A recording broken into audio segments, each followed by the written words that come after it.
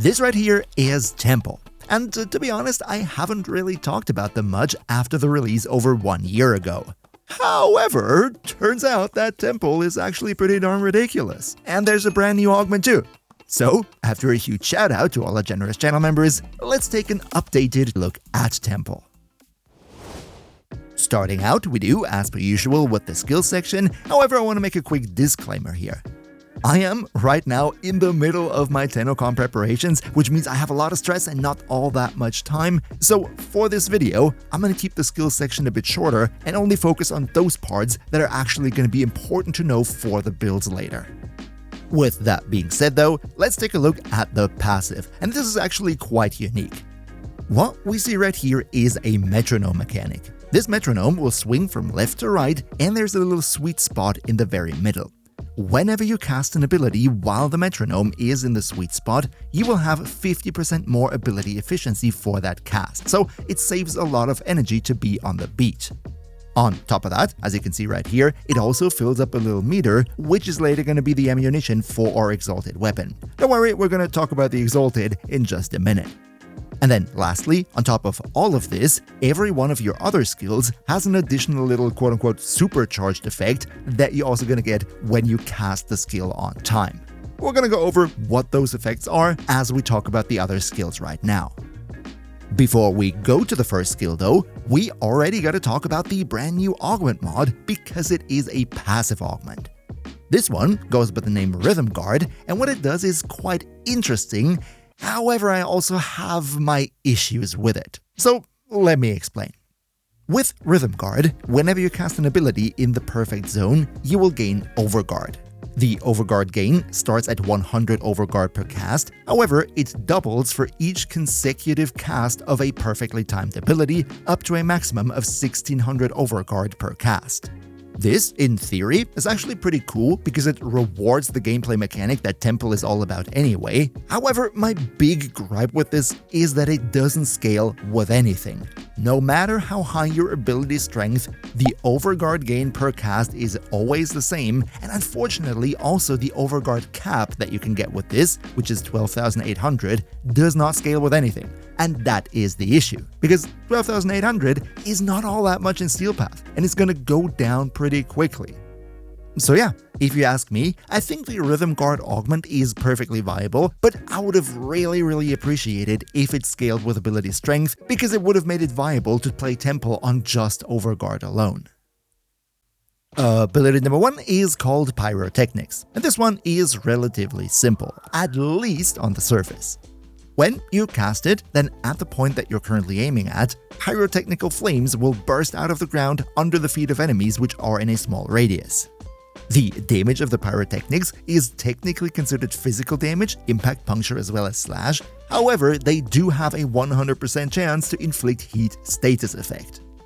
The damage itself, by default, isn't really anything to write home about here. However, pyrotechnics has a secret interaction, and that is that it scales with universal weapon bonuses.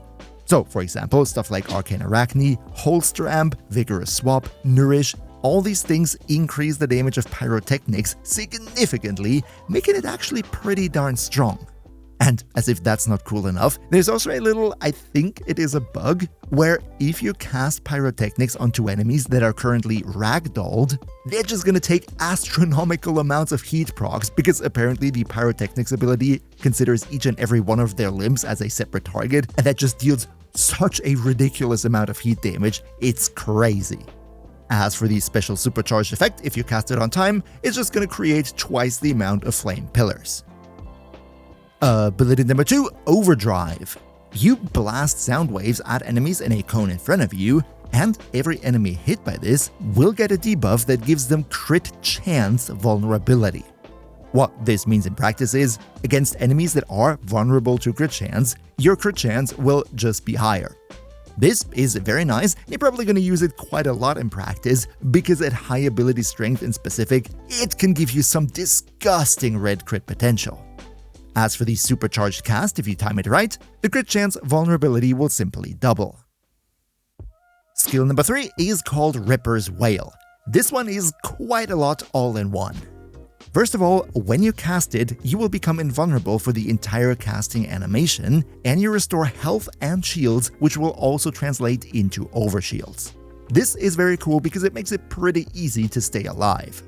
But that is not all. On top of the healing properties, you will also give all your weapons a heat damage bonus, which applies to you and allies in affinity range. The best thing about this ability though is what happens when you cast it right on time. Because when you perfectly time it, then you will gain an additional 4 seconds of complete invulnerability after the cast is done. And as if that's not enough, there is another synergy, and that is that for every first, second, or recast of this third ability that you perfectly time, you will extend the duration of the heat damage bonus that you get, and you will also increase that heat damage bonus even further to a maximum of a whopping 750%. That is very, very high and pretty insane. Unfortunately though, it comes with a little catch, and that is that if you want to infuse another damage bonus ability, something like Roar or Nourish, then you can always only put it over Ripper's Wail here and over no other skill. And last but not least, let's talk about Exalted Solo, which summons your exalted weapon Lizzy the Electric Guitar. Well, first of all, in order to bring out Lizzy, you will have to have at least a bit of charge under your metronome. The fuller it is, the more ammo Lizzy will have. The weapon itself is basically something like the Ignis Wraith, an exalted flamethrower. However, it does have a couple of alternate fire modes.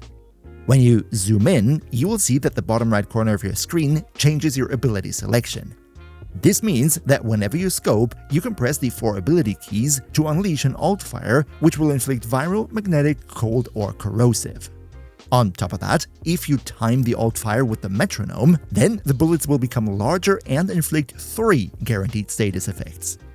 As for the weapon itself, the stats are actually pretty darn good. We have 35% crit chance, a 2.3 times crit damage multiplier, as well as 35% status chance.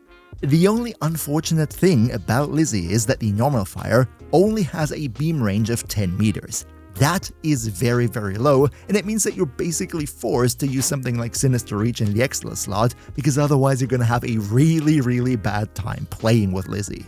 And as always, if you could leave a quick like for the video, that would be really nice because it always helps big time with the YouTube algorithm. So thank you so much for your support. But now that we know what Temple can do, let's talk about the builds directly. No extra chapter for Helmet or Archon shards because there's not that much going on here, so let's integrate it into the build section right off the bat. The first build that I want to talk about is a Gunrunner build that focuses on using Lizzy as your exalted weapon. For this one, I actually decided to not go for a Helmet ability at all. Reason is that, the 4th ability is what we're going to use with the build, the 3rd is way too good for survivability and much needed, the 2nd is such a strong buff for the crit chance, and the first one would technically be the slot that you could subsume over because it doesn't do all too much for the build synergy itself. However, I really like it to have this relatively cheap to cast ability to charge up my metronome pretty darn quickly. That's why I personally kept it. However, if you wanted to go for something else, then subsume over your Pyrotechnics on the Exalted weapon build. As for which things you could subsume, that's actually up to your personal preference. Just keep in mind that something like Roar, Nourish, or other damage bonuses can't be used because they are mandatory to go over your 3. I personally would suggest something like maybe more tankiness with Mirage's Eclipse or Nova's All-Star, or what you could also do is go Invisible Temple with maybe something like Evade. Really, you can go for whatever you like. Maybe let me know in the comments down below which your personal helmet ability of choice would be. As for the Archon shards, I don't even run a full setup because there are so many different options depending on what you're personally going for. The first thing I decided to do is go for a lot of casting speed. This is mainly because I use my 3rd ability as my main tool of survivability, and the casting animation is so ridiculously long that I really needed that casting speed, otherwise I would have lost my mind. However, what's also possible is to go for something like blue Archon shards for more maximum energy, which will then open up a mod slot because you don't need to go for flow. If you want to reduce enemy armor, you can go for the increased corrosive. And if you wanted to deal as much damage as possible with your Lizzy, then you could also maybe go for red shards and go for primary status chance. This way, you're gonna have more status chance on your Exalted weapon, which is also pretty nice. Let's now though take a look at the temple build itself. As per usual, Aura as well as Exalted mod are personal choice. However, given that this is a weapons platform build, growing power is basically always up, and preparation, I really like preparation on Temple because it allows us to set up all our buffs right from the start of the mission. Our survivability is mainly going to come from our third skill, which we use as healing. Here, we go for a health tanking approach with Archon Vitality, which gets us to 1000 health. We get armor from Arcane Guardian, which is very nice and will give us a lot of damage reduction, and then on top of that, adaptation. With the third skill being a very good healing skill, that means we can basically always use this as panic button, heal up whenever we want in the middle of the moment, and that is perfectly viable to get us through Steel Path. If you wanted to, however, you could of course also go for shield gating on Temple. You could also use the Augment to go for Overguard, but with the Augment you gotta be very precise with your metronome casts, otherwise the Overguard is not gonna suffice to keep you alive alone. Energy economy comes from primed flow as well as equilibrium. This is where we're basically always full, because keep in mind, if we perfectly cast our abilities, we get 50% additional efficiency, which is very cool. And then, lastly, we focus on a whole bunch of ability strength with Blind Rage, Transient Fortitude, and Umbral Intensify. This way, we're going to deal a lot of damage with our Lizzy, we're going to have more initial heat damage from our 3, and also the additional crit chance that we get from the 2 is very nice as well. Reason why we're using Archon Vitality is relatively obvious, because it doubles the heat status effects that we inflict with abilities, and given the fact that our fourth ability, our Exalted weapon, is an ability, that means we're getting basically double the heat damage out of this. Lastly, to buff up our crit even more, we'll go for Arcane Hotshot, which will provide a massive 300 additional % of crit chance to our Exalted weapon.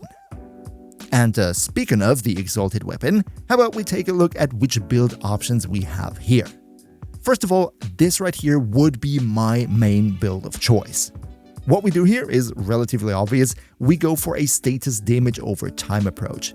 Base damage comes from Galvanized Aptitude, and then we go for cold as well as heat to get blast damage in our normal fire. Since blast is considered damage over time, that means it benefits off of Rifle Elementalist and double dips with Primed Bane of Grenier, or whichever other faction mod you're going for.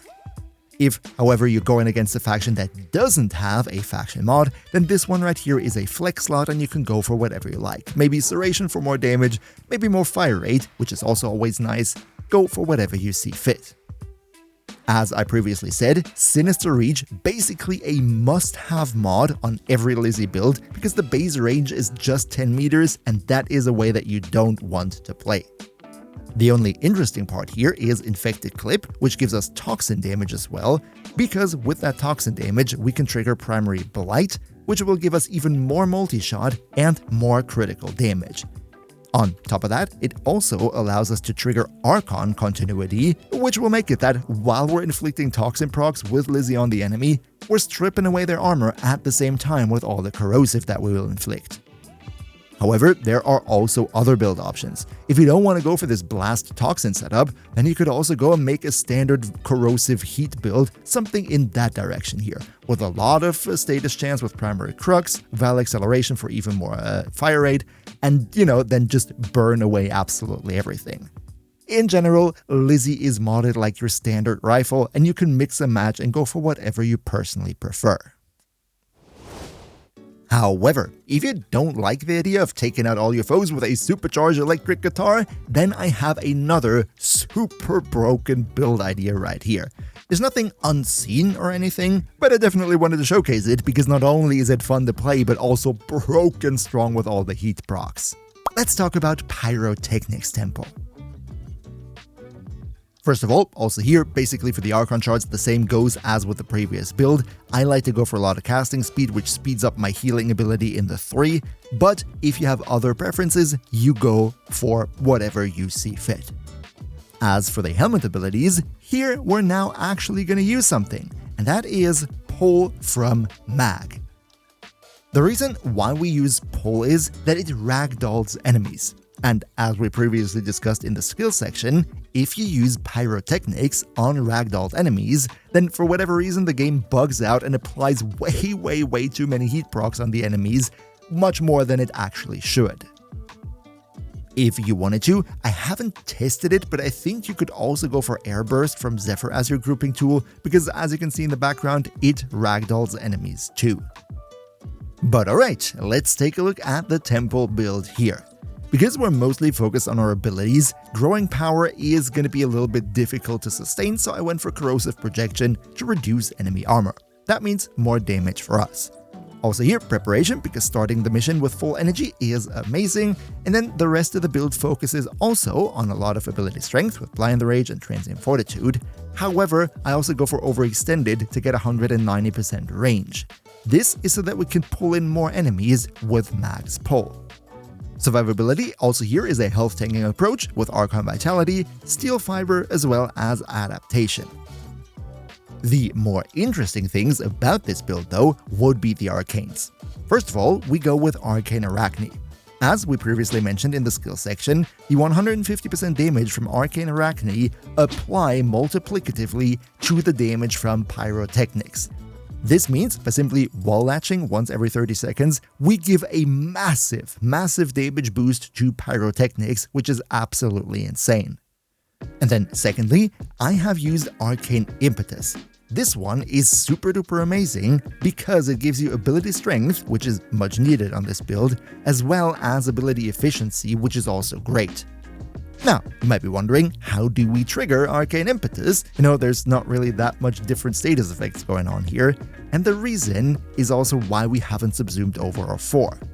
Given that Lizzy or Exalted Guitar is considered an ability, we can give her a build like this. With this build, we inflict a ton of different status effects. The normal fire is going to deal Toxin, Radiation, as well as Blast, and then the 4 alt fire modes that we also have will apply Viral, Magnetic, as well as Corrosive damage. Given that Lizzy can also proc Impact, and we're going to proc Heat from our other abilities, that means it is possible to get Arcane Impetus, I think up to 9 or 10 stacks, which is pretty darn good.